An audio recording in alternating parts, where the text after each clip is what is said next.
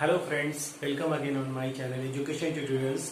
इस वीडियो में हम लोग यूपीटीईटी और आने वाली सहायक अध्यापक भर्ती परीक्षा के लिए 20 महत्वपूर्ण क्वेश्चंस को सॉल्व करेंगे, जो कि आपके लिए रामबाण का काम करेगा। ठीक है, चलिए पहला क्वेश्चन हम लोग देखते हैं।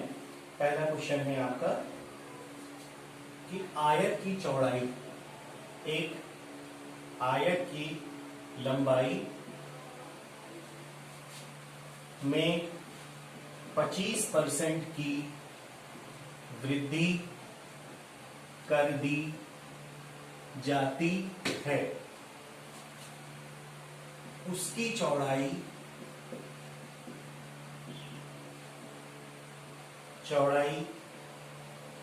कितने प्रतिशत घटा दी जाए कि उसका क्षेत्रफल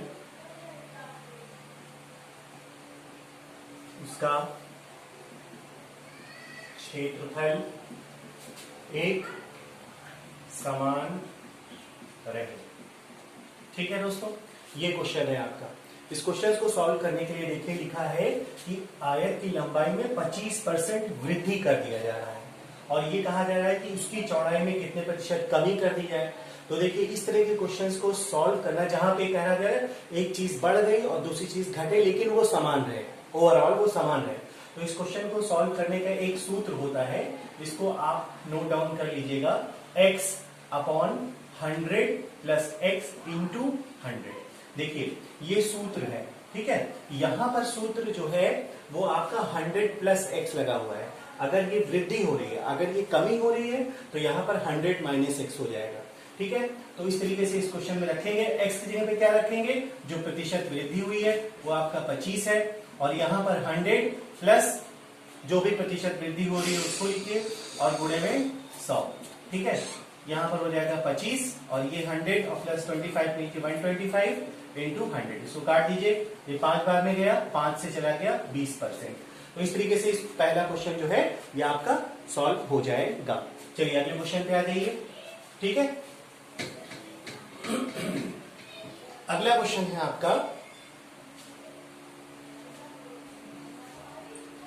अगला क्वेश्चन है क्वेश्चन नंबर 2। क्वेश्चन नंबर 2 है आपका 1.27 और 27 दोनों पर बार है, बराबर है। देखिए ये जो क्वेश्चन है ये ATRE 2019, ठीक है, ATRE 2019 के आए हुए क्वेश्चंस को मैं सॉल्व करवा रहा हूं। पिछली सहायक अध्यापक भर्ती परीक्षा 69,000 वाली, ये उसके क्वेश्चंस है।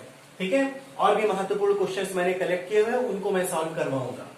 इसमें लिखा हुआ है 1+27 पर बार। तो इसको सॉल्व करने के लिए आप क्या करोगे, कुछ भी नहीं करना है, कहीं पे भी कोई लॉन्ग मेथड नहीं लगाना है। आप +1 लिखो और उसके बाद 0.27 अपॉन 99। ठीक है, ये आप 27/99 कर लो, सीधे 0.27 नहीं, 27/99।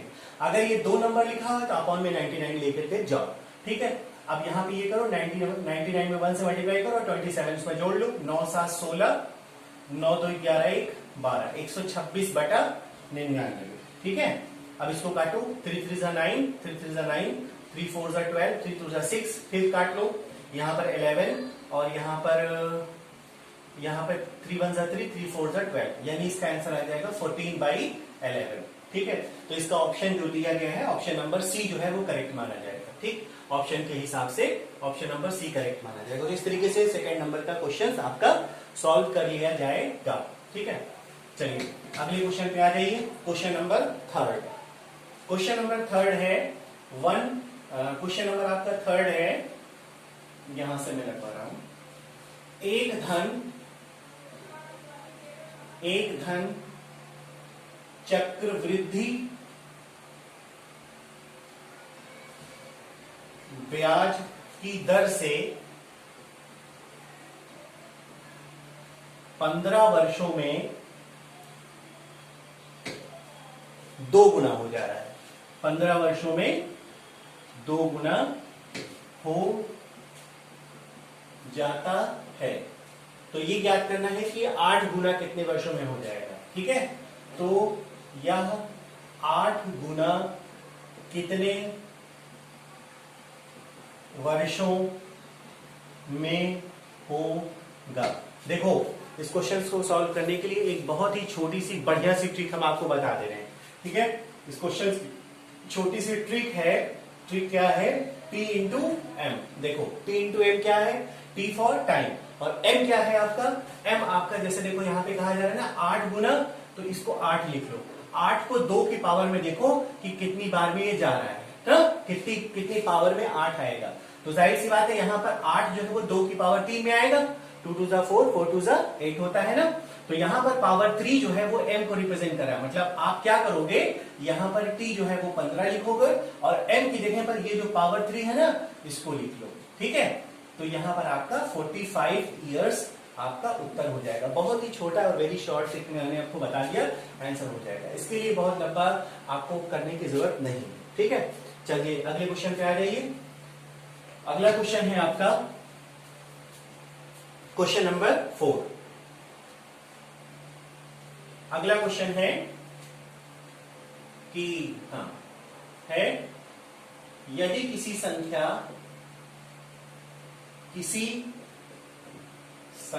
का 20% 120 हो तो उस संख्या का 120% होगा। 120% होगा। देखो भाई कहा जा रहा है कि किसी संख्या का 20%, मतलब हमको वो संख्या नहीं पता है और हमको कहा जा रहा है कि किसी संख्या का 20%। तो आप ये करो कि मान लो कि वो संख्या x है, लिखना नहीं है, बस ऐसे शॉर्ट में लिख लो।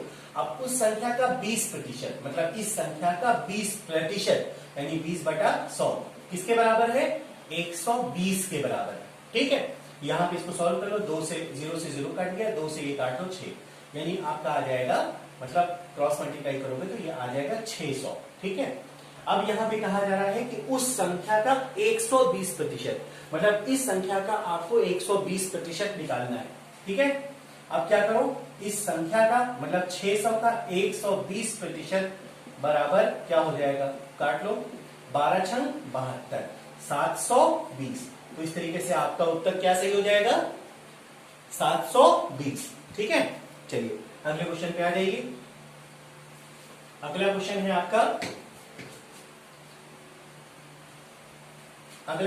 आपका ये बहुत ही इंपॉर्टेंट क्वेश्चन है। ये क्वेश्चंस आप लोगों के सिलेबस में बहुत बनता भी है और आएगा भी। जैसे कहा जा रहा है कि निम्नलिखित में से छोटी भिन्न ना, क्या कह रहा है? छोटी भिन्न ज्ञात करो।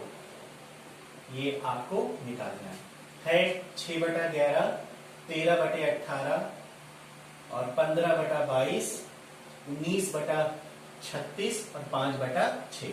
ये आपका क्वेश्चंस है।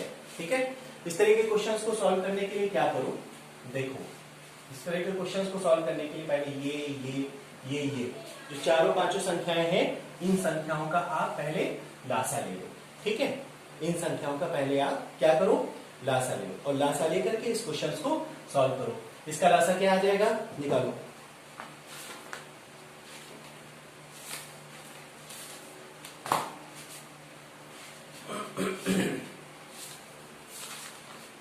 देखो इसका लासा मैंने पहले से निकाला हुआ है। इसका लासा है 396। ठीक है, अब 11 में 396 से भाग दो और जो भागफल आए उसको 6 से गुणा करो, तो ये 36 बार में आपका चला जाएगा। 36 में 6 से गुणा कर लो, 216। ऐसे लिखते चले जाओ, कॉमा लगा के लिखते चले जाओ। उसके बाद 18 से 396 में भाग दो। ठीक है, तो इसको कटने पर आपका आ जाएगा पूरा 286, मल्टीप्लाई करने पर आ जाएगा। फिर यहाँ पर आपका 15/22 है, ये 22 है। इसको सॉल्व करोगे तो ये आ जाएगा 270। इसी तरीके से यहाँ पर आ जाएगा 209 और यहाँ पर आ जाएगा 330। देखो अब इसके बाद आगे कुछ करना नहीं है। कहा जा रहा है ना कि छोटी भिन्न ज्ञात करो। इसमें सबसे छोटा नंबर कौन सा है? देखो 216, 286, 270, 209 ना, 209 है। बस इसी से देख लो 19/36 जो है, जो सबसे छोटा नंबर होगा वही उसी के सबसे छोटी भिन्न वही होगी। मतलब इसकी सबसे छोटी भिन्न जो हो जाएगी वो आपकी आ जाएगी 19/36। ठीक है, इस तरीके से ये क्वेश्चन आपका सॉल्व हो जाएगा। आंसर आ जाएगा 19/36। अगले क्वेश्चन पे आ जाइए। अगला क्वेश्चन है आपका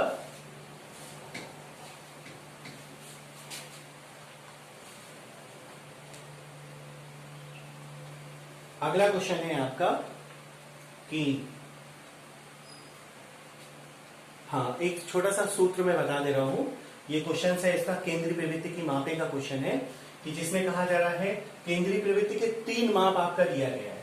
तो देखो मोड इज इक्वल टू होता है, इसका एक फॉर्मूला याद कर लो। मोड इज इक्वल टू होता है 3 मीडियन माइनस 2 मीन ना। मोड माने बहुलक,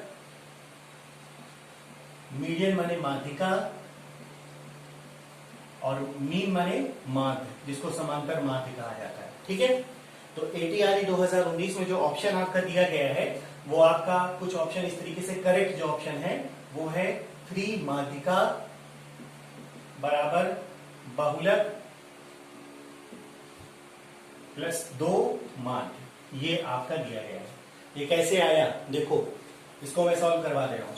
ठीक है, यहां पे देखो 3 मीडियन दिया गया है और इसको पहले ले आए, इसको पहले लेकर के अगर आओ तो ये माइनस में हो जाएगा ना। 3 मीडियन हो गया। अब मोड इधर आएगा तो माइनस में आ जाएगा ना, माइनस मोड हो गया। फिर ये -2 मीन आ गया। देखो सब में माइनस लगा है, माइनस हटा दो। माइनस से यहाँ माइनस लगा करके सारी चीजों में माइनस हटा दो। माइनस हटने के बाद क्या आ जाएगा, ये आ जाएगा 3 median is equal to mode -2 mean. तो इस तरीके से ये क्वेश्चन सॉल्व हो जाएगा और ये इस तरह का क्वेश्चन आपके एग्जाम में आएगा। बहुत ही इंपॉर्टेंट क्वेश्चन है। ठीक, चलिए अगले क्वेश्चन पे आ जाइए। अगला क्वेश्चन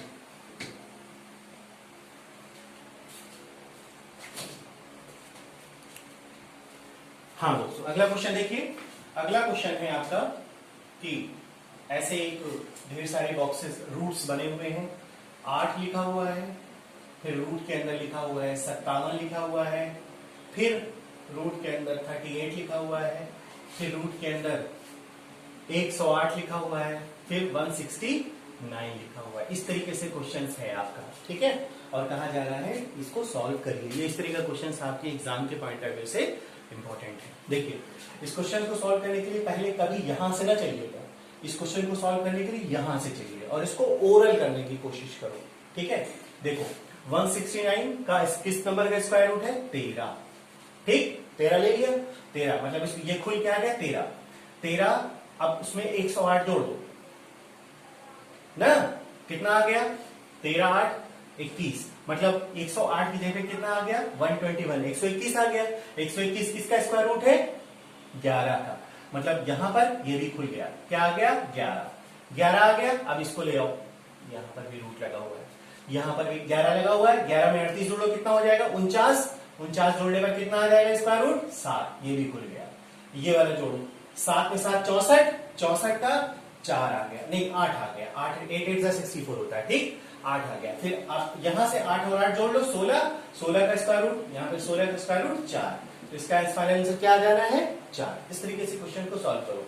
कभी भी इस क्वेश्चन को सॉल्व करने के लिए यहां से नहीं, सबसे आखिरी वाले से देखो और वहीं से इस क्वेश्चन को सॉल्व करने की कोशिश करो और सॉल्व करो। ठीक है, तो इस तरीके से क्वेश्चन आपका सॉल्व हो जाएगा। देखिए अगला क्वेश्चन ले लीजिए। अगला क्वेश्चन ये बहुत ही इंपॉर्टेंट क्वेश्चन है, या तो ये एग्जाम में आए हुए हैं या इनके आने की बहुत संभावना है, इसीलिए क्वेश्चन सॉल्व करवाया जा रहा है। आप इसका खूब अभ्यास करिए। चलिए अगले क्वेश्चन पे आ जाइए। अगला क्वेश्चन है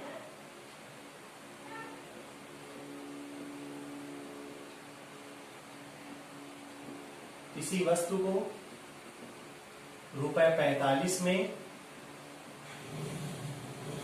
बेचने पर 10% की हानि होती है। ठीक है, इस वस्तु पर 20% लाभ कमाने के लिए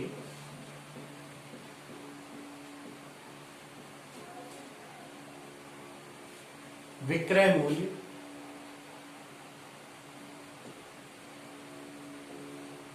क्या होगा। देखो पहले तो देखो क्या कहा जा रहा है कि 45 रुपए में बेचने पर 10% की हानि हो रही है। पहली बात तो ये जान लो कि 45 रुपए क्या है, ये एसपी है, यानी 45 रुपए किसी चीज को बेचा जा रहा है और हानि हो रही है। तो सबसे पहले यहाँ पे मानो कि उस वस्तु का जो सीपी है, जो परचेजिंग प्राइस है या क्रय मूल्य है, वो एक्स है। ठीक, एक्स मान लिया। 10% की हानि हो रही है, यानी 90%।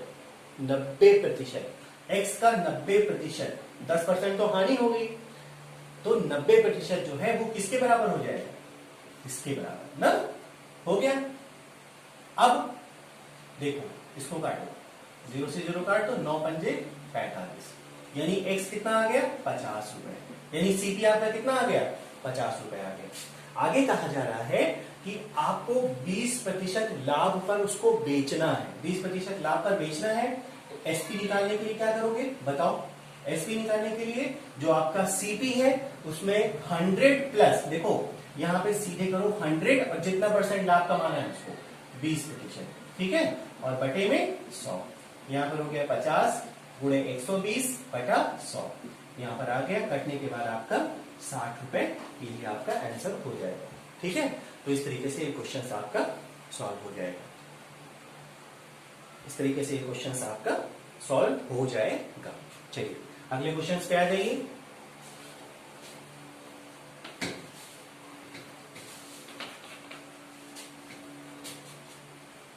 अगला क्वेश्चन है आपका, एक छावनी में 250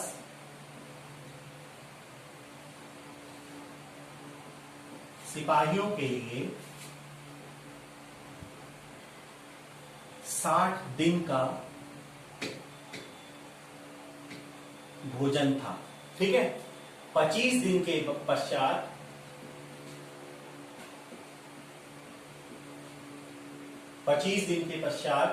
100 सिपाही चले गए, 100 सिपाही चले गए।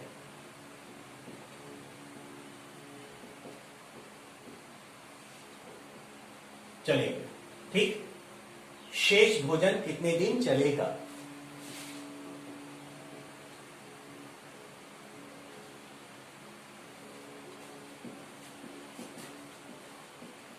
चलिए, बहुत ही इंपॉर्टेंट क्वेश्चन है ये एग्जाम के पॉइंट ऑफ व्यू से, एटीआरई और आपका क्या कहते हैं यूपीटीईटी के हिसाब से भी इंपॉर्टेंट है।